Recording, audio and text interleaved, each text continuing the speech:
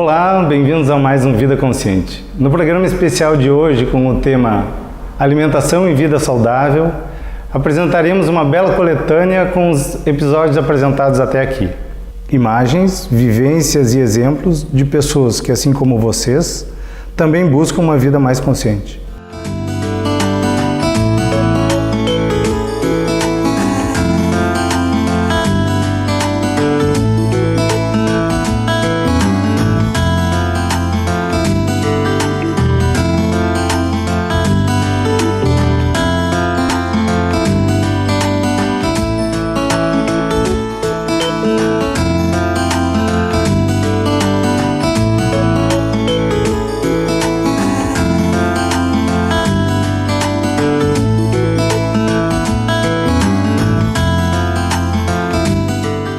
Zé, então bem-vindo ao Vida Consciente.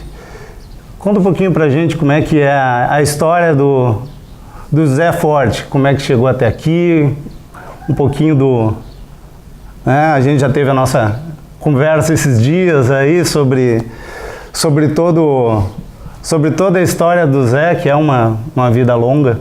Conta um pouquinho pra gente. Muito legal. Boa tarde, Marcelo. Boa tarde. É um prazer recebê-lo aqui no espaço. A minha caminhada no ramo da gastronomia, ela tem aí mais ou menos uns 15 anos, né? Então, assim, iniciamos na parte de hotelaria. Foram 7 anos na parte de hotelaria, trabalhando em alguns países, em outros estados do Brasil. Grande aprendizado, grandes lições, grandes conhecimentos que foram adquiridos durante esse tempo. E aí, claro, fui trabalhando, fui pegando o gosto pela profissão, fui me interessando, e aí a gastronomia ela foi fazendo parte do dia a dia, né? Com o passar do tempo, me interessei mais pela parte gastronômica, porque essas experiências que eu tive na parte hoteleira foram sempre experiências ligadas assim. Então, eu estava trabalhando em uma pousada, mas dentro da pousada havia um restaurante gastronômico. E então, a gente fazia parte da equipe que fazia o atendimento desse restaurante.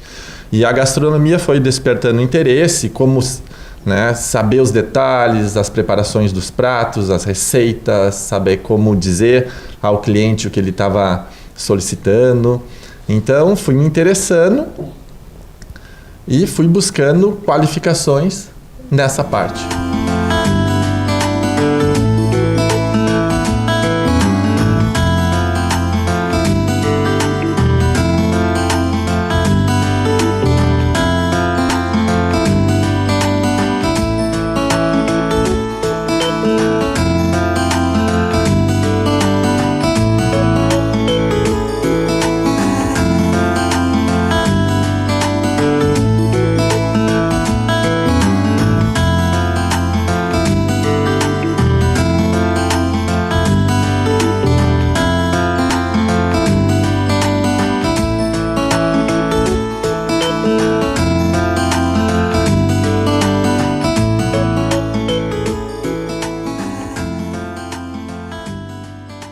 O verde, ele nasce de um propósito, né? Nosso propósito aqui realmente é trabalhar com o que a gente gosta, e a gente gosta da gastronomia, né? E as experiências passadas, elas também foram muito positivas, porque foi possível conhecer partes que era então necessário dar uma atenção maior.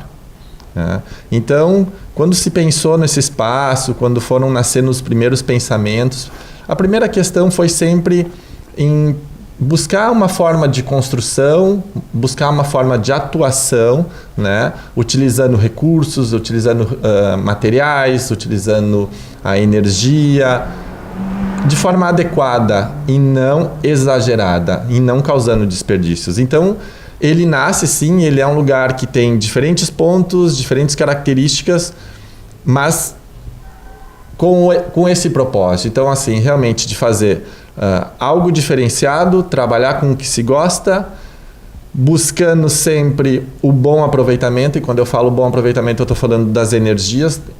E a energia, para mim, é uma forma geral. Então, assim, a energia de uma pessoa que está trabalhando aqui, a energia dos recursos naturais que a gente utiliza no dia a dia da profissão, a energia dos insumos que chegaram até a nossa cozinha. Então é isso, trabalhar com gastronomia, conseguir adequar o que se gosta com uma forma atualizada do dia a dia, né? Então buscando sempre um bom aproveitamento do alimento, buscando sempre destinar todos os resíduos ao seu local de forma correta, então se classifica, se destina todo o lixo, desta forma durante todos os dias de trabalho. Que isso é uma situação extremamente interessante, que eu acho que vale a pena ressaltar aqui. Qual é o tamanho do saquinho de lixo que sai por dia? É muito pequeno, realmente é muito pequeno. Mas claro, né? Por que ele é pequeno? Porque também tem uma organização e um pensamento por trás disso, né?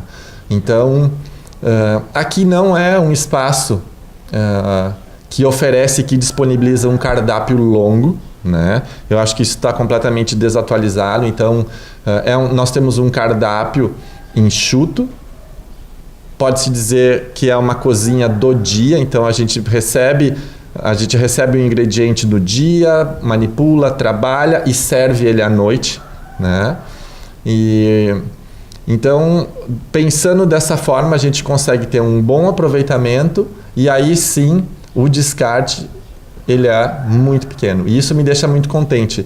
A gente está no 3º ano de atuação e desde a primeira semana a gente sempre então destinou todos os recursos e destinou os resíduos aos seus locais corretos, né? E isso é muito gratificante, ou seja, trabalhar com o que se gosta, mas adequado a um momento, a uma atualidade.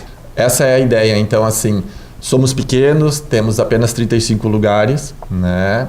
Então a gente não trabalha com aquele critério de limite de horário, de reserva, que o cliente precisa chegar até um determinado horário. Então aqui o cliente faz a reserva para o melhor horário para ele, né? A mesa está destinada a ele, né? Como tu disse, não é vergonha, né? Não acho errado com que os ingredientes terminem durante uma noite de trabalho, porque eu mesmo vou em busca dos ingredientes, eu mesmo vou aos fornecedores e compro todos esses ingredientes. E a ideia é servir uma alimentação fresca. Então, eu faço a minha lista de compras e saio e vou até o mercado público, por exemplo, né? E aí nessa lista tem camarão, tem peixe, tem polvo, tem lula, mas nem sempre eu encontro tudo que eu coloquei na lista. Então, eu prefiro mudar, ou seja, lá no mercado ajustar o meu plano de cardápio para essa semana, para essa noite, do que então servir um produto congelado ou do que então servir um produto que vai vir de um local muito distante, onde já vai ter a condição de causar outro tipo de impacto também, né? Então a ideia, ou eu sempre digo que a gente, quando vai então ao restaurante e busca uma alimentação, que essa alimentação realmente seja capaz de nutrir, né, de satisfazer a diversos critérios. E aí sim, o resultado, o contentamento, a alegria, né, a satisfação, ela chega, né? Ela vem naturalmente. Ela vem naturalmente, é. Dentro desta cultura, uma das coisas que eu também gosto e me chamou a atenção é que tu também não abre todo dia, né? Ou seja, aquele peso do compromisso do todo dia, do toda hora. Tem os dias certos e teu público hoje já entende isto. Já entende, parece até uma coisa meio maluca, assim, né? A gente pode até usar esse termo, mas realmente não abre todo dia, né? O Verde ele é um espaço gastronômico, então esse espaço ele está destinado basicamente a 3 tipos de atividades. Então sempre às terças-feiras ocorrem oficinas de gastronomia, né? As oficinas elas são demonstrativas, as pessoas que participam ficam conosco dentro da cozinha e degustam, provam, e as oficinas elas são sempre uma oportunidade para que o cliente, para que as pessoas aqui da região, de outras cidades, possam ter um contato realmente com o que a gente pratica no dia a dia. Então, o que eles acabam, a forma como eles participam de uma oficina e conhecem o trabalho é o mesmo que a gente pratica durante as atividades de bistrô.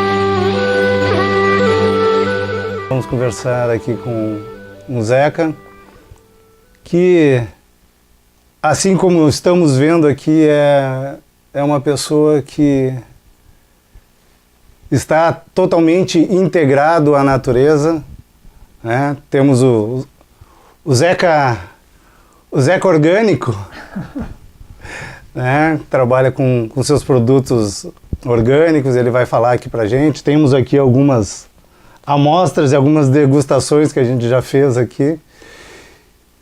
Então, Zeca, seja bem-vindo. Obrigado, Marcelo.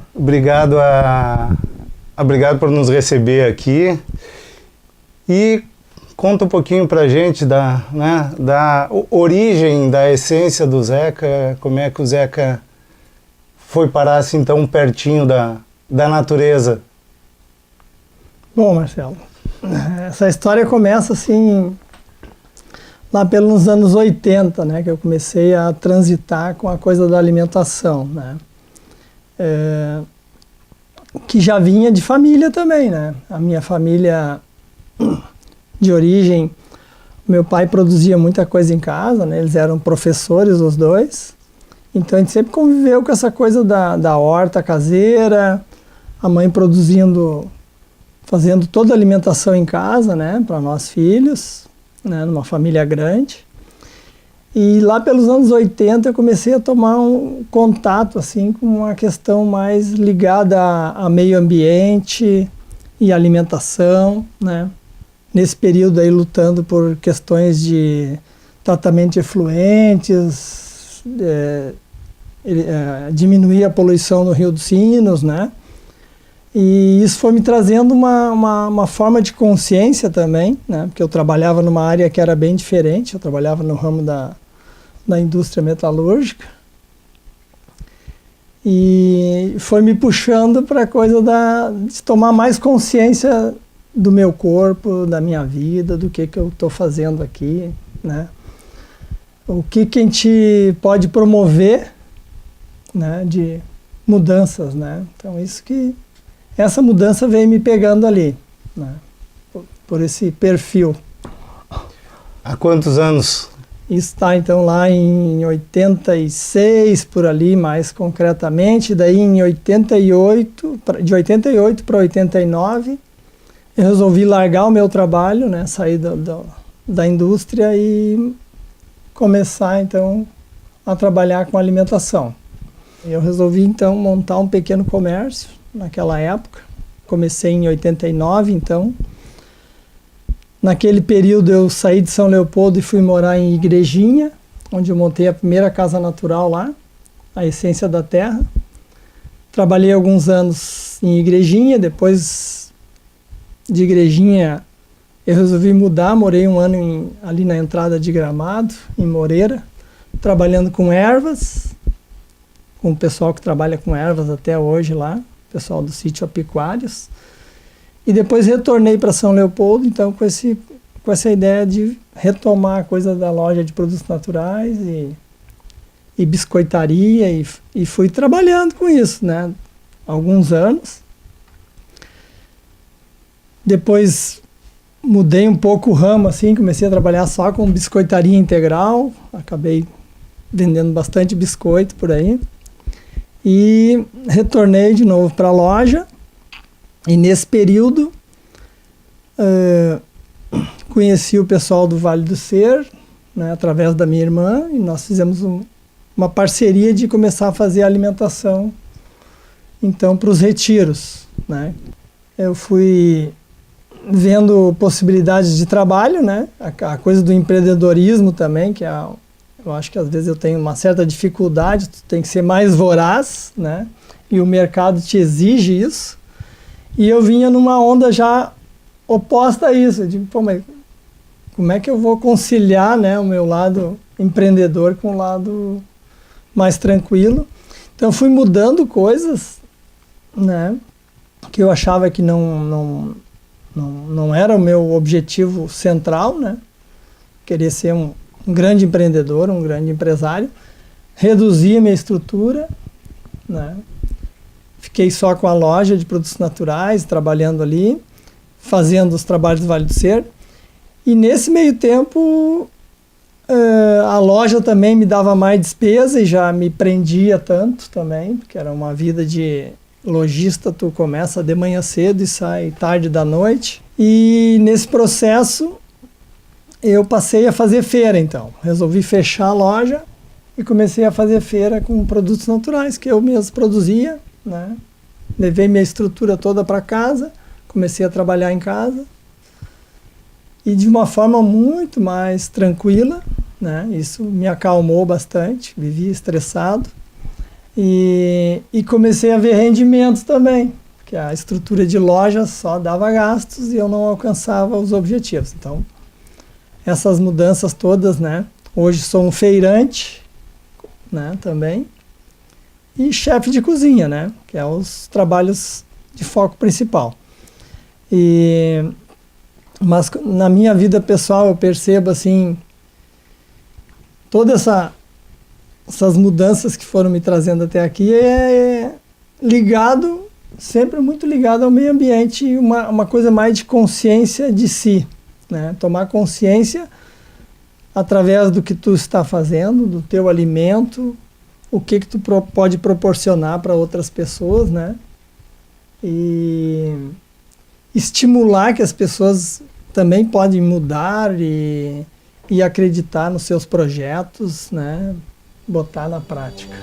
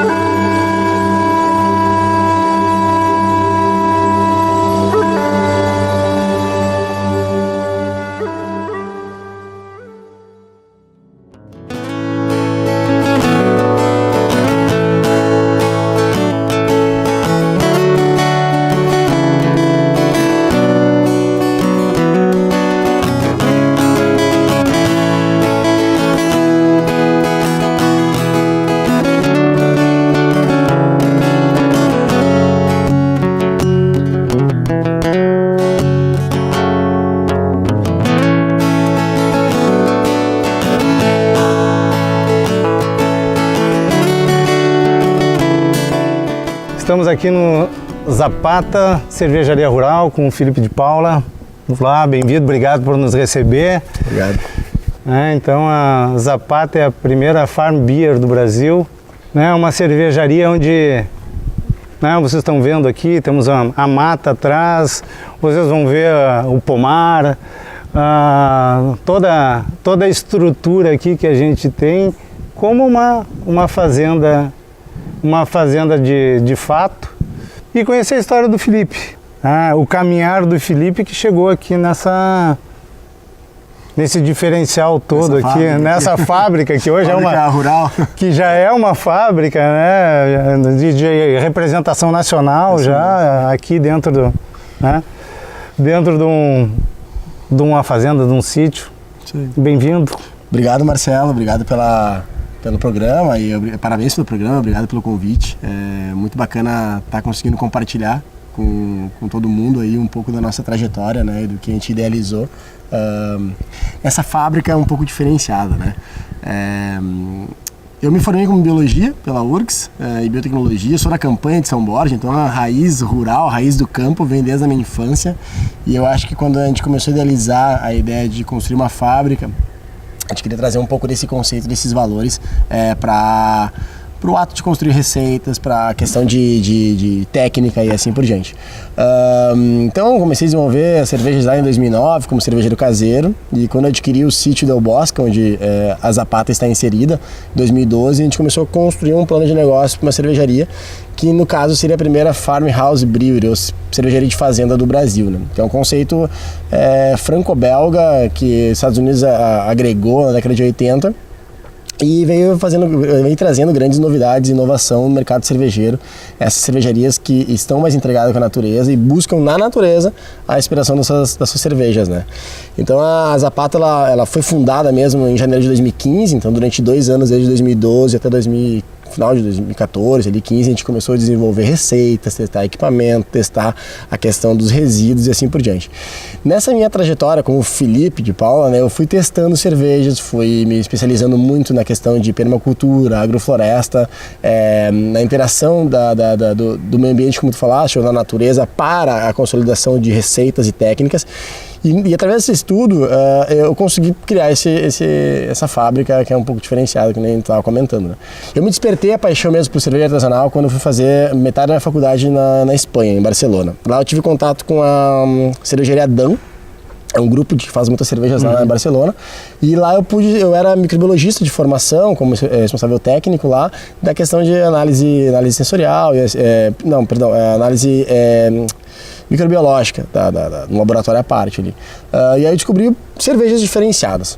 Dali me despertou, conheci vários rótulos na Europa, e quando eu voltei não tinha esses rótulos no Brasil, eu resolvi, já com o meu know-how de biólogo e biotecnólogo, fazer a própria cerveja. E deu certo. Ficou boa, a galera se divertiu, meus amigos, a gente fazia um evento solidário chamado Rangueira Solidária, onde eu colocava cerveja e comida e o pessoal doava agasalhos. Eram minhas cobaias, era o meu laboratório ali. E daí a paixão foi ficando cada vez maior pelo ato de fazer cerveja. Era muito curioso como acontecem todas as transformações, desde o malte até virar cerveja, pelo processo enzimático de conversão do amido em açúcar, depois a parte de esse mosto adocicado entrar em equilíbrio com o amargor do lúpulo. E aí todo o processo de fermentação, a produção alcoólica que é linda, e os aromas que libera, os sabores que a gente consegue atingir. E bom, entrou na minha vida como um vírus, assim, não saiu mais do meu sangue, e aí a gente começou a desenvolver esse projeto que hoje já tem aí, vamos fazer 4 anos já nessa caminhada de levar esse conceito para o Rio Grande do Sul, para o Brasil.